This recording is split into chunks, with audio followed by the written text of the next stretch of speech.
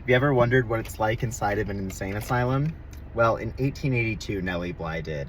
And if you want to know about somebody who lived for the plot, Nellie Bly is someone who did it for the plot, which is why she decided to have her friends help her out to fake insanity and get admitted into an insane asylum. And the things she found in there, well, maybe not that surprising. The biggest thing, though, is that most of the people in the insane asylums in the 1880s weren't insane. They were just immigrants and they didn't speak English well. Actually, a lot of them were Irish immigrants, so they spoke English fine, they just had heavy accents.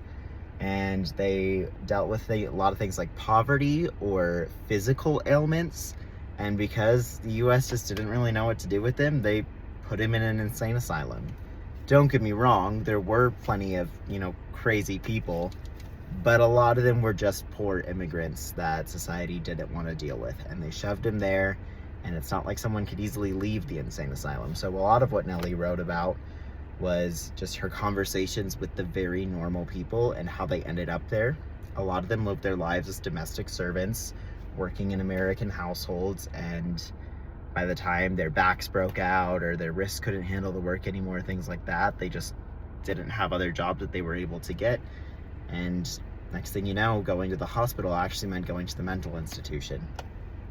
She did describe things like, hearing screams in the middle of the night, the food being horrible, if they were fed at all, just the place being extremely unsanitary.